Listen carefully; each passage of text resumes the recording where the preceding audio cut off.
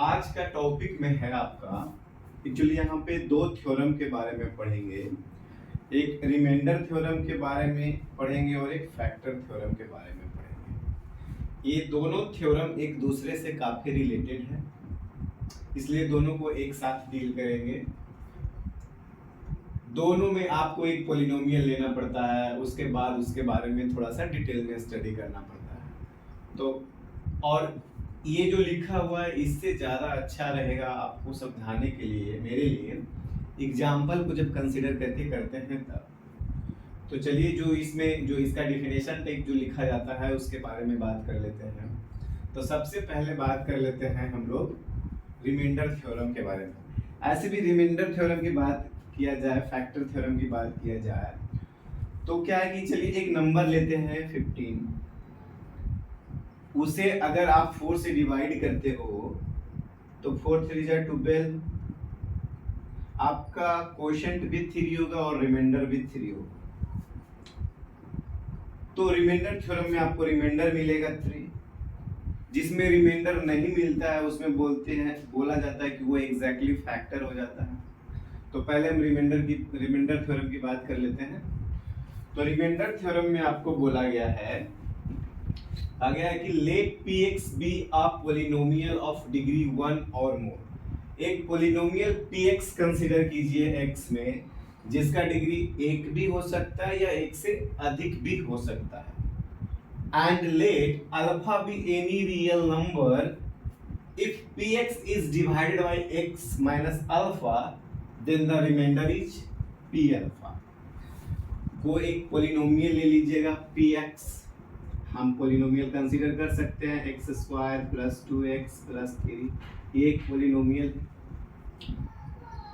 इसका डिग्री यहाँ पे देखिए 2 है, 1 भी हो सकता है 2 भी हो सकता है, पॉलिनोमियल है। तो कहता है कि late alpha be any real number, कोई भी एक अल्फा रियल नंबर ले लीजिए।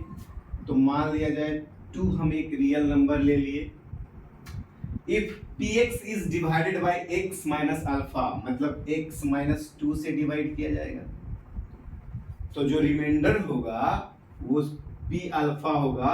और अल्फा का वैल्यू 2 लिए हैं, मतलब p2 इसका रिमाइंडर होगा। इसमें 2 रख देंगे x के जगह, तो जो भी वैल्यू आएगा वो रिमाइंडर मिलेगा हमको। तो इस तरीका से रिमाइंडर थ्योरम हम लोग किसी पॉलिनोमियल का रिमाइंडर निकालना है किसी से डिवाइड कर करके, तो बड़ा इजीली वे में हम लोग निकाल लेते हैं इस तरीका से।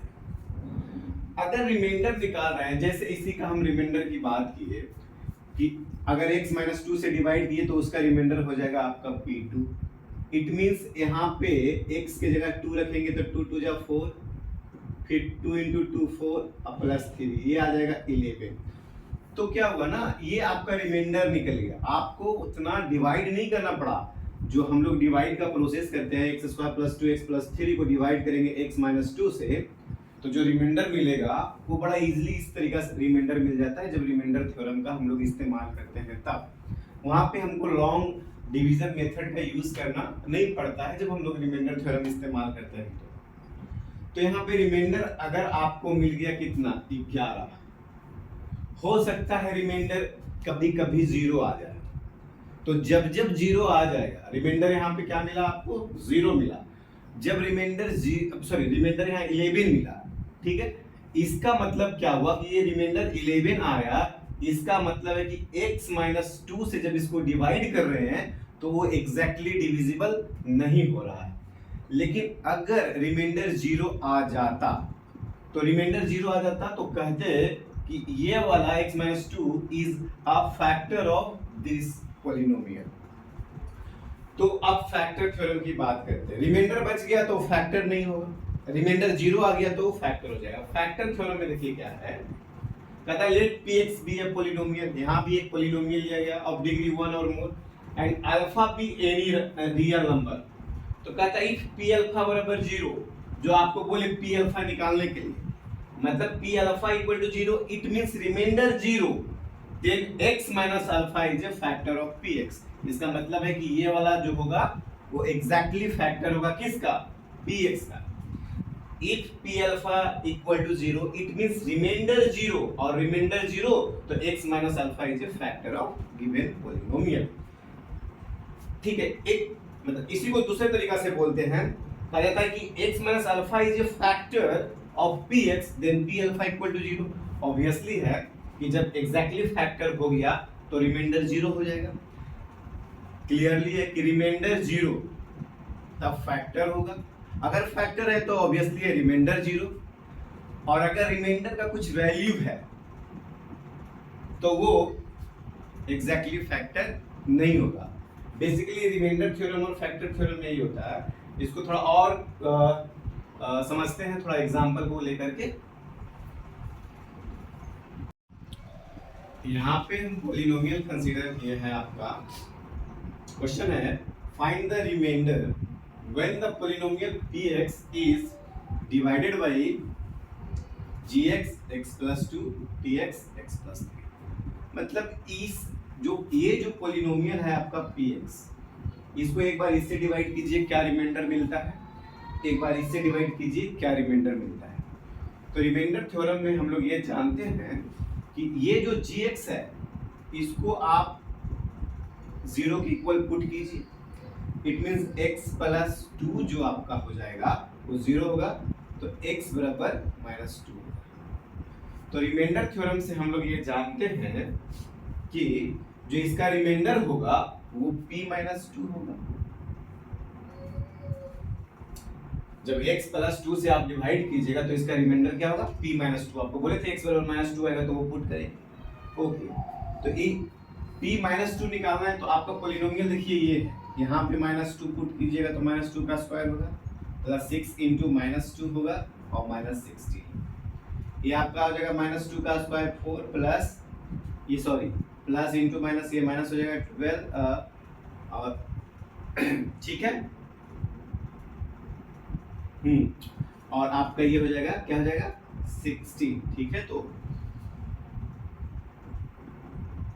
हाँ ठीक है, तो ये आपका आ गया कितना 4 माइनस 2 का स्क्वायर 4 और आपका यहाँ ठीक है ये आ जाएगा आपका माइनस 28 तो आ जाएगा माइनस 24। तो इसका जो रिमाइंडर मिला आपको कितना मिला 24 मिला।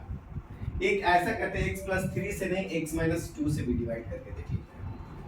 तो जब gx x प्लस 2 से डिवाइड किए तो आपको रिमाइंडर कितना मिला minus 24। It means gx is not a factor of px। क्यों? क्योंकि यहाँ पे रिमाइंडर आ गया, तो जब रिमाइंडर बचता है तो फैक्टर नहीं होता है।